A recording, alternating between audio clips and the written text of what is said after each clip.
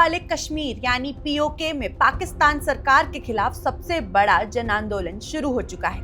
क्या चुनाव से ठीक पहले हजारों लोगों का गुस्सा इस्लामाबाद की सत्ता को चुनौती दे रहा था? और आखिर क्यों शांतिपूर्ण प्रदर्शन पर गोली चलाने के आरोप लग रहे हैं? आज की इस रिपोर्ट में हम आपको बताएंगे पूरी कहानी शुरुआत से लेकर अब तक। नमस्कार, मैं हूं जस्वी कौशिक और आप देख रहे हैं वन इंडिया हिंदी। पाकिस्तान के कब्जे वाले कश्मीर यानी पीओके से इस वक्त बड़ी खबर सामने आई है।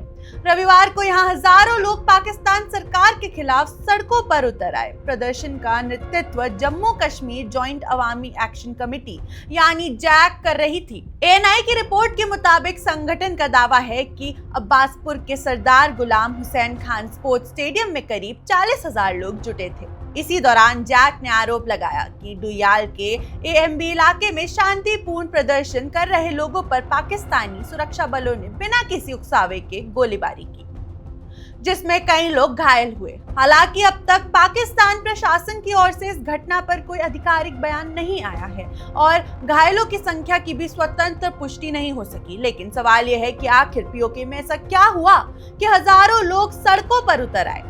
जैक का कहना है कि उनका आंदोलन किसी राजनीतिक दल के समर्थन में नहीं, बल्कि बुनियादी अधिकारों, प्रशासनिक जवाबदेही और अपने नेताओं की रिहाई की मांग को लेकर है। संगठन का आरोप है कि पिछले कुछ दिनों में उसके कई नेताओं और कार्यकर्ताओं को गिरफ्तार किया गया। इनमें सबसे चर्चित नाम है शौकत नवाज मीर।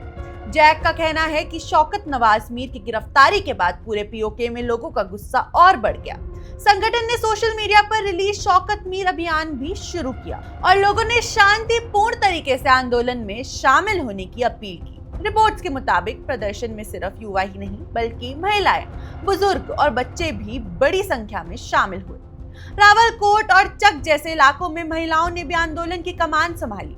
इतना ही नहीं, पीओके में हजारों किलोमीटर दूर न्यूजीलैंड के ऑकलैंड में रहने वाले कश्मीरी समुदाय ने भी प्रदर्शन किया और शौकत नवाज मीर की रिहाई की मांग उठाई। यानी यह आंदोलन अब सिर्फ पीओके तक सीमित नहीं रह गया। अब सवाल है, आखिर ये पूरा विवाद कैसे शुरू हुआ?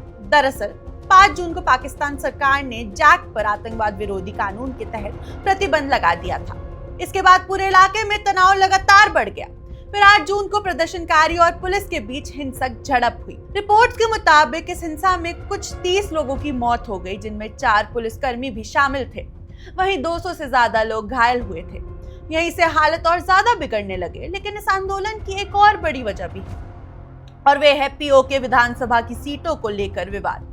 दरअसल पीओके विधानसभा में कुल 53 सीटें हैं। इनमें से 45 सीटों पर जनता सीधा वोट डालती है, जबकि 8 सीटें आरक्षित हैं। इन आरक्षित सीटों में 5 महिलाओं के लिए है, एक टेक्नोक्रेट के लिए, एक धार्मिक विद्वान यानी उमेला के लिए और एक विदेशी कश्मीरी के लिए आरक्षित है। इसके अलावा कुछ 12 शरणार्थी सीटों को लेकर भी विवाद चल रहा है। ये सीटें उन लोगों के लिए बनाई गई हैं जो जम्मू कश्मीर से पाकिस्तान के दूसरे हिस्सों में जाकर बसे थे। जैक इन सीटों की मौजूदा व्यवस्था का विरोध कर रहा है और इसमें बदलाव की मांग कर रहा है। अब नजर डालते हैं चुनाव पर।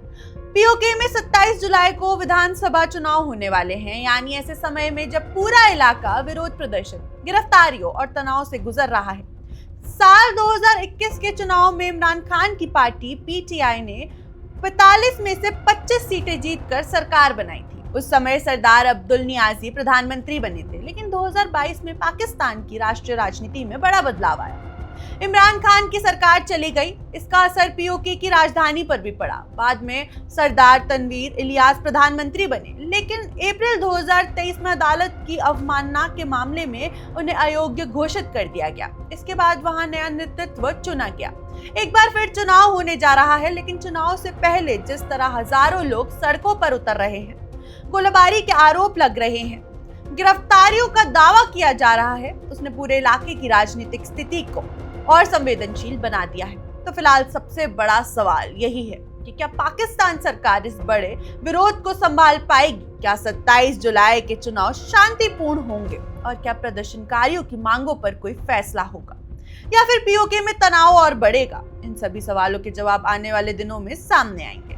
फिलहाल इस खबर पर हमारी लगातार नजर बनी हुई है। आपको क्या लगता है, क्या पीओके में ये सिर्फ एक चुनावी विरोध है या फिर पाकिस्तान सरकार के खिलाफ बढ़ता जन आक्रोश?